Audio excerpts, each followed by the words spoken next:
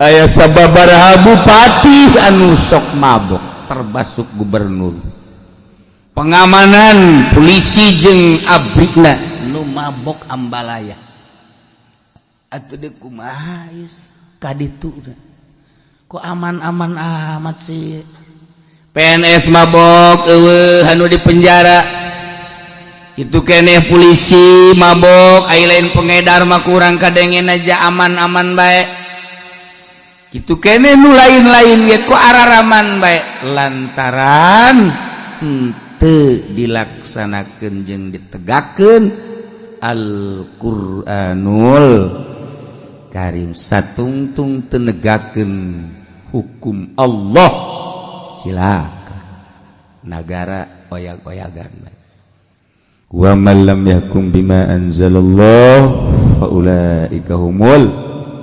khasirun kafirun dan lain-lain sebagainya. Mantak orang bersyukur ka Gusti Allah di Indonesia masih keneh loba jelema nu ngararaji ikhlas pondok pesantren salafiyah nu ikhlas masyarakat nageh sadar kalan ikhlas pemerintahanna ge lah teu ulah dianggap nu marabok menu balalener bae mudah-mudahan ikhlas ku ayana lobana jelema nu ikhlas alhamdulillah masih eksis kondusif aman mudah-mudahan negara urang bisa ngahiji polisina jeung abrina masyarakat jeung pamarentahna kiai-kiaina ngahiji ulah pasalia supaya bener-bener karasa ku urang kemerdekaan negara urang sehingga urang ibadah bisa tentrem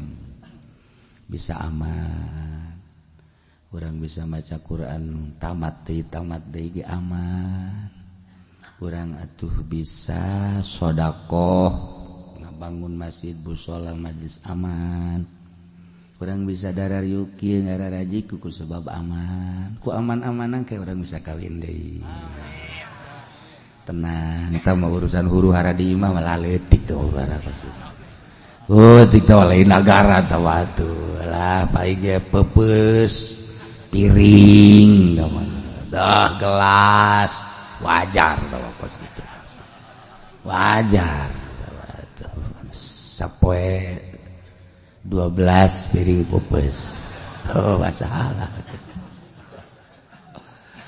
boro-boro negara di iwah tangga bayar ribut teu betah di imah tangga komo negara batak sekali deui urang ngadoa ka Gusti Allah mudah-mudahan Indonesia aman Indonesia tentrem Indonesia kondusif sehingga urang ngarasa rineh tentrem loh jinau adem ayem ngeuna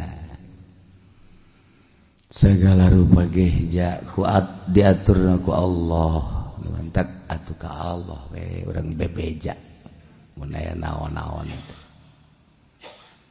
da ieu mah lamun urang ngalaksanakeun hukum Al-Qur'an ketika aya jelema mabok urusanana kumaha tadi negara nah iyalah dek diatur Zaid ternyata horenganan mabok panggil sidang Polsek manggil setelah dipanggil dibawa ke Polres bawa ke kejaksaan sidang di kejaksaan untuk dinyatakan kebenaran mabokna heueuh jeung henteu bisa dua rupa nomor kahiji ku iqrar ngaku nomor kedua ku syahadah saksi bisa dibenerkeun nya mabok teh ku pengakuanana atawa ku dua saksi lalaki setelah Zaid ditangkap bawa ke kejaksaan diadili seadil-adilna tanya ku jaksa Zaid ya kamu ini diajukan oleh yang berwenang bahwa kamu adalah melaksanakan mabok. Tanda-tanda kemabokanana dibejakeun data-data. Setelahnya diproses ngaku bener. Geus tah asalnya ngaku mabok baru dikenakan hukum.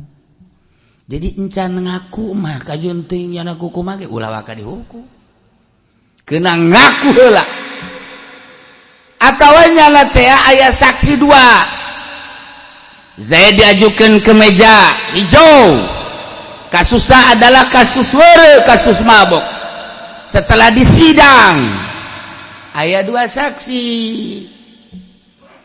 Siapa kamu? Saya saksi Pak, untuk menyaksikan pelaksanaan maboknya Ki Zaid. Siapa kamu nama? Saya Soleh. Ini Masluh. Oh Soleh Masluh. Ya Pak, betul bahwa Zaid melaksanakan mabok. Di mana maboknya? Bejakeun tah eta teh geus jelas berarti Zaid ngalaksanakeun mabok. Hiji ikrar ku ngaku, dua atawa ku dua saksi. Cukup geus sakitu ge. Lamun Ki Zaid geus ngaku bahwanya ngalaksanakeun mabok, aturan negara kumaha? Wa yuhaddu bi iqrari. Had Zaid dengan ngaku mabok. Masya Allah. Tapi kudu dihad ngarana had nu kamari. Zaid kudu dihadiane kudu dirangket. Hadul harhuri arbauna warakikin isuna. Tapi dijadikeun dina pikir kuari hadul hurri sama nuna 80 rangketan. Geus ku 40 rangketan ge geus bisa. Atawa 80 rangketan geus masalah. Nah ieu nu bakal dijelaskeun ke di hareup. Antak walau ra'al imam bulughahu samanina jaza fil ashah.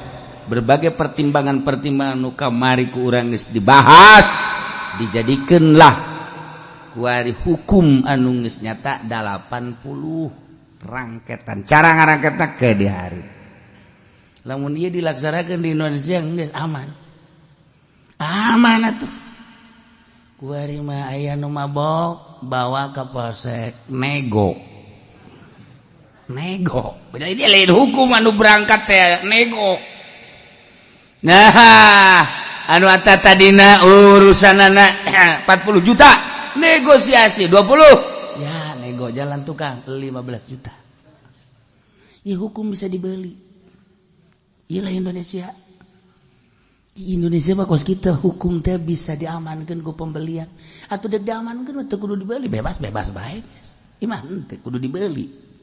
Nah, berarti calon ruhak neraka polisi. Calon ruhak atuh lamun endek dilaksanakeun atuh. Lamun henteu lamun dibabaskeun ulah make duit. Berarti kan lamun bisa dibeli kos kitu akibatna engke di kepolisian teh aya proyek. Geus lamun engke mabok dijadikeun proyek, kumaha carana masyarakat ieu proyek supaya ningkat. Ieu proyek atuh geus kos kitu mah. Tah kagoblogan polisi teh tidinya. Geus mah masyarakatna tolol bin goblok, polisina nu goblok. Masalahna goblok teh lainna naon nanganina make jadikeun proyek. Eta aing teu satuju saeutik-eutik acan aing mah. Sugan sabakatul hiber teu satuju. Tah jadi proyek tah tungtung nama atuh lantaran sepi proyek di kecamatan teh pemasukan kan rada kurang. Maka kumaha carana si itu coba nyieun lah mata-mata proyek. Mata-mata mabok dijieun man ku aing. Mun ku aing dicaritakeun Indonesia mah bokbrokna ge bokbrokna di. Belah ditun bokbrok. Masih 2 jam ti bokbrok ka ditu. Bokbrok jasa tah.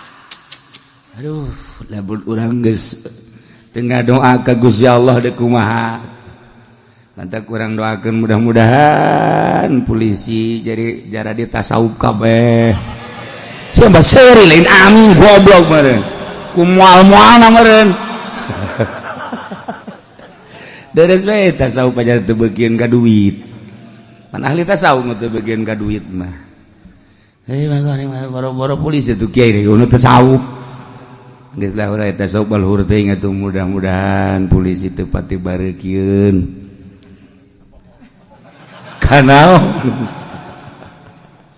masyaallah satungtung eta masalah teu dirobah kos kitu bae moal aman-aman di Indonesia encan proyek perzinahan proyek perkorupsian atau jadi proyek atau asal jadi proyek bagi semua beres KPK ku KPK anak jang nuntaskeun perkorupsian dijieun KPK atuh KPK lagi atuh korupsi di kumaha atuh moal bisa ke kajahoan mah cenah ki uci mah nyanyahoanan geura paraeh kiamat emang aing teu nyaho hayu nu kuari ngomong-ngomong ki uci nyanyahoanan cenah korupsi dan teu engke sia ku aing nah ieu sia nu keur ngomong kan dia soekeun sia ku aing hayu sia emang aing teu nyaho ha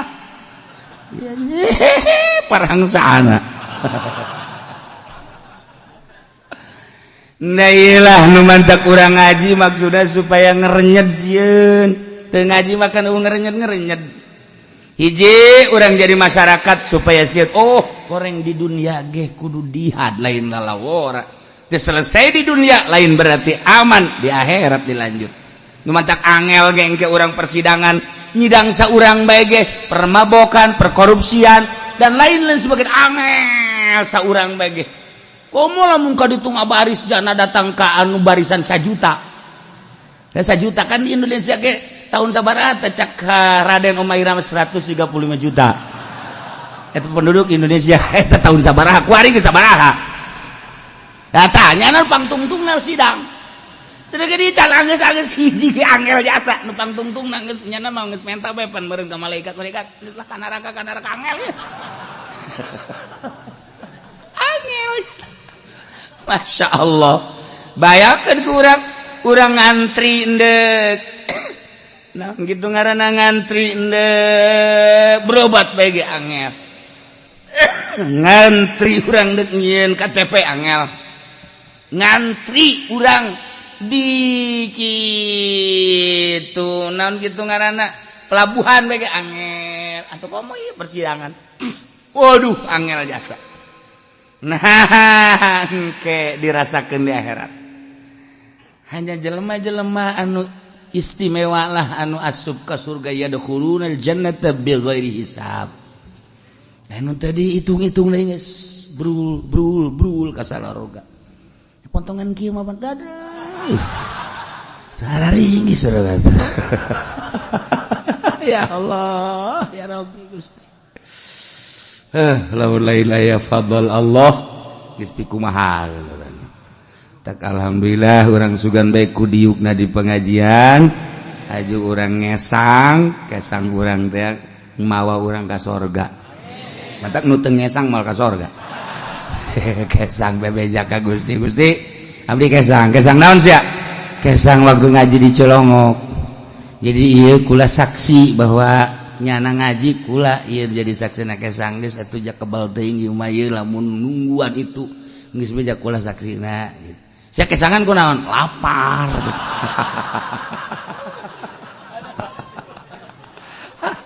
kayak ditanya jaya anu henteu ngadengekeun ngaji ge kesangan bae di jero AC ge kesang saya nu ngudag-ngudag di jero majelis saya aman sakeun kolektor lah sakit maldaikeun ka jero majelis wah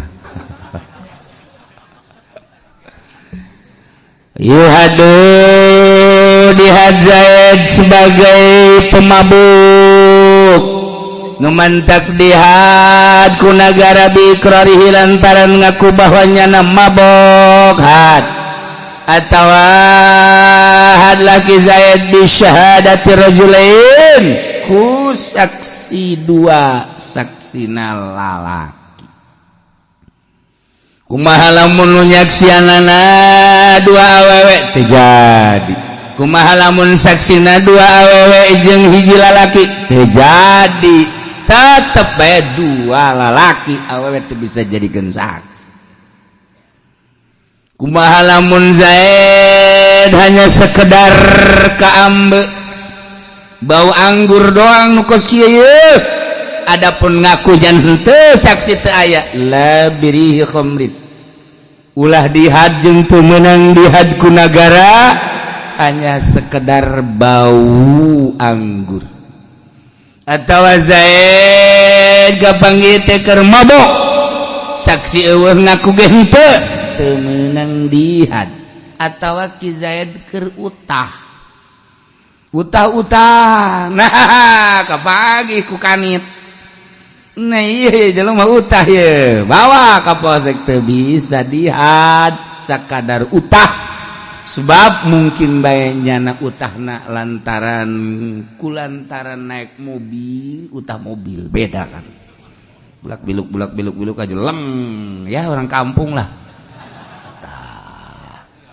tuh kan ya atawa loba teuing ngadahar dangder utah sarua teu bisa dihad kadu kos kitu mah masyaallah orangana rapi di negara tuh lamun ieu dilaksanakeun masyaallah ku ari mah malah dilegalkeun kamari ieu marada deres masih keneh ilegal baheula sanajan loba nu mabok tetep be sumput salindung ku ari mah kan dimimiti botol segede cingkir datang ka botol segede awak geus nyata-nyata dewe ku ari mah disumput-sumput masyaallah.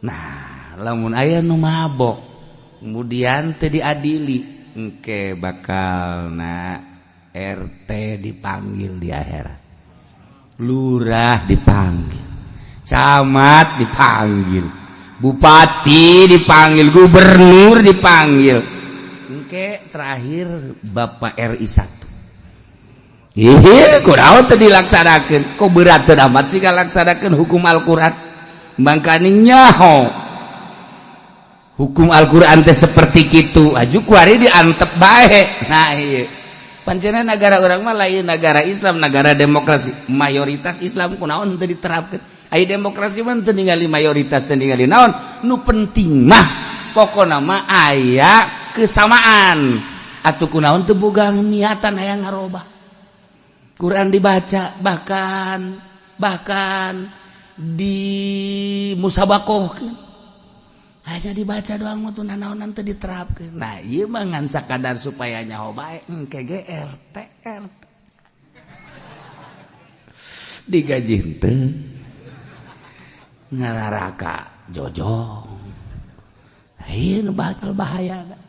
Ieu urang sakadar kabejaan doang. Ai kiai ge kabagatun henteu aing mah. Pan ngeunah bae aja atuh aing mah nagara lain naon lain. Emang ngabejaan. Mantak ke di akhirat panggil aja uci. Siap bos. Nah, itu yang tenang. Apakah pernah menyampaikan bahwa undang-undang Al-Quranul Karim bagi orang yang mabok harus dihad? Sangat. Saksina saha? Haji Pendi tidak bisa jadi saksi teu adil. Yang lain. Malaikat nyahoan. Haji Mamun geus eueuh. Ya gesak-gesak betul eta mah ulah ayo aduh ikrari ya syahadatul rajulain gitulah ala kadar menyampaikan saksi geus ambalaya oh jadi pernah saya saksi ambalaya loba nah jeung kiai-kiai anu sejen atuh geus pernah nyampaikeun mah urusan negara geus para kiai surga Masya Allah. Aduh murid hayang milu tidak ada.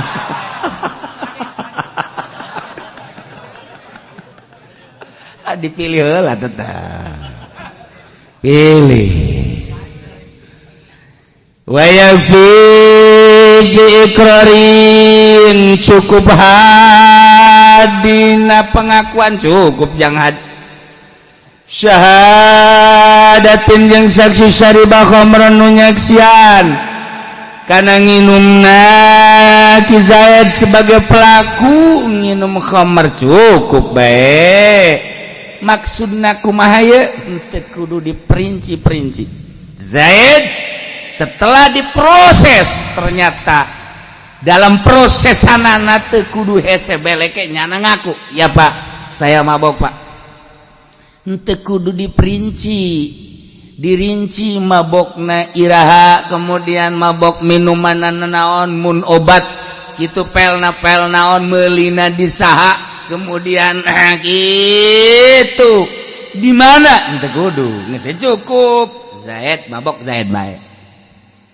Teu kudu diperinci mabok mapelna naon ieu magadon yureib atawa gitu ekstasi atawa naon geus teu kudu mabok atau minum naon bir nyana vodka mensen dan lain sebagainya nyana teu kudu ngaku bahwa nyana mabok geus teu kudu meulina di saha ieu kemudian iraha teu kudu nyana bae geus sebab nyana nu katewak nyana bae masyaallah.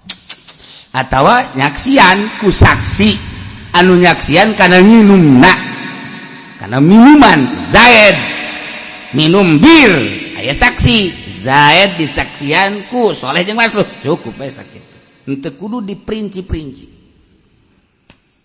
Kumaha lamun deuk diperinci lebih bagus ngan keur carita cukup ge cukup bae ku sakitu. Adapun kemudian kuari dirinci secara detail atau lebih bagus ngan keur teu kuduna ge eueuh masalah. Wakila diucapkeun yustaratu disyaratkeun dalam pengakuanana wa huwa alimun bihi mukhtarun Zaid teh bari nyahun kana hatur eueuh pemaksaan karep dewek sorangan wala yuhadu halas sukrihi jeung teu meunang dihad dina nalika keur mabok. Zaid mabok disaksian ku Soleh Masluh kemudian dibawa ke meja hijau kejaksaan.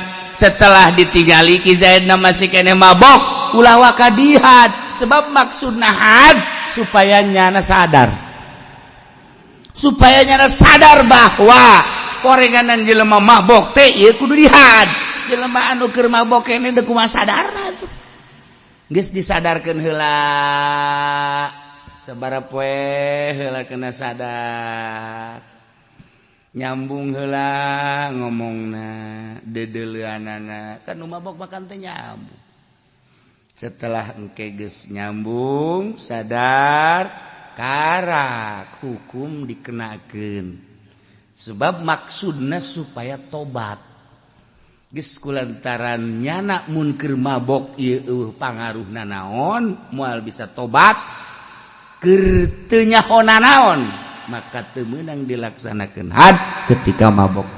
Geus dilaksanakeun had geus sadar sasadar-sadarna tina mabokna. Mudah-mudahan anak incu urang dijauhkeun tina mabok. Mudah-mudahan tetangga orang dijauhkeun tina penyakit mabok. Dulur orang, kawah orang dijauhkeun tina penyakit mabok. Terutama urangna mudah-mudahan dijauhkeun tina mabok. Bangsa Indonesia mudah-mudahan dijauhkeun tina penyakit mabok. Sehingga aman, polisi teh sebeleke, urang sebagai kolot nage aman di negara jadi tentrem. Wa sautul hudud wallahu a'lam.